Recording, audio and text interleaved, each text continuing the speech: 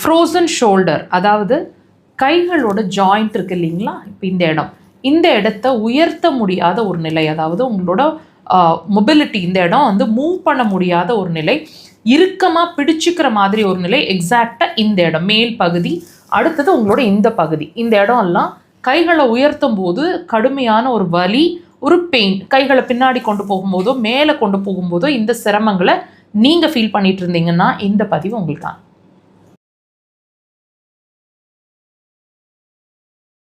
இந்த frozen shoulder வந்து ரொம்ப நாளாக இருக்குது. எக்ஸசைஸஸ் சொல்லி கொடுத்துருக்குறாங்க, அதை நாங்கள் பண்ணிகிட்ருக்குறோம்.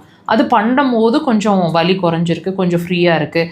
அது ஒரு 2 நாளைக்கு சேர்ந்தாப்பில் பண்ணாமல் மறந்துட்டோம் அப்படின்னு சொன்னால் திரும்ப வலிக்குது. இந்த மாதிரி சிலர் வந்து ரொம்ப கடுமையான வலி இருக்கிறதுனால மருந்துகள் எடுத்துகிட்ருக்கோம். மருந்துகளை சாப்பிட்ற வரைக்கும் அந்த வலி பரவாயில்ல. ரொம்ப சிரமம், ஒரு ட்ரெஸ்ஸு போட, ப்ளவுஸ் போட, ஷர்ட் மாட்ட ரொம்ப கஷ்டமாக இருந்துகிட்ருக்கு. கைகளை உயர்த்தி தலை செய்வதுக்கு கூட சிரமமாக இருக்குது. இந்த மாதிரி விஷயங்களில் நீங்கள் சஃபர் ஆகிட்ருக்கீங்க அப்படின்னா நல்லா கவனிங்க. இந்த பதிவில் கண்டிப்பான ஒரு புரிதல் கிடைக்கும். இதில் நீங்கள் ஏன் சஃபர் ஆகுறீங்க, ஏன் அந்த வலி எக்ஸசைஸஸை விட்டால் திரும்ப வருது, ஏன் மருந்துகளை நிறுத்தினா திரும்ப வலிக்குது, இது எல்லாத்துலேயுமே உங்களுக்கு ஒரு புரிதல் கிடைக்கும். நாங்கள் ஒவ்வொரு பதிவுலையும் உங்களுக்கு ஒரு விஷயத்தை தெளிவு பண்ணிகிட்டே இருக்கோம். எந்த வகையில் நீங்கள் வலின்னு சொல்லக்கூடிய, நீங்கள் உணரக்கூடிய எந்த பிரச்சனையுமே பிரச்சனை இல்லை, பிரச்சனையோட அறிகுறின்னு சொல்கிற விதம். அந்த வகையில் இந்த ஃப்ரோசன் ஷோல்டர் அப்படின்னு சொல்லப்படுறதும் உள்ளுறுப்பு சார்ந்த, அதாவது உங்களோட பெருங்குடல் அல்லது மலக்குடல் சார்ந்த பிரச்சனை உங்களுக்கு இருக்குது அப்படின்றதுக்கான ஒரு அறிகுறி, அதாவது உங்கள் பாடி உங்களுக்கு சொல்லிட்டு இருக்கிற விதம் தான் இந்த ஃப்ரோசன் ஷோல்டர்.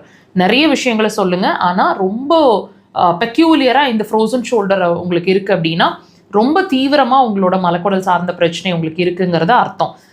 இதை எப்படி டாக்டர் செக் பண்ணுறது? எனக்கு மோஷன் கம்ப்ளைண்ட்லாம் ஒன்றும் கிடையாது, நான் 4-5 தடவைக்கு மேலே மோஷன் போகிறேன், 2-3 தடவைக்கு மேலே மோஷன் போகிறேன், மார்னிங் அண்ட் நைட்டு மோஷன் போகிறேன், இதெல்லாம் கம்ப்ளைண்ட் தாங்க.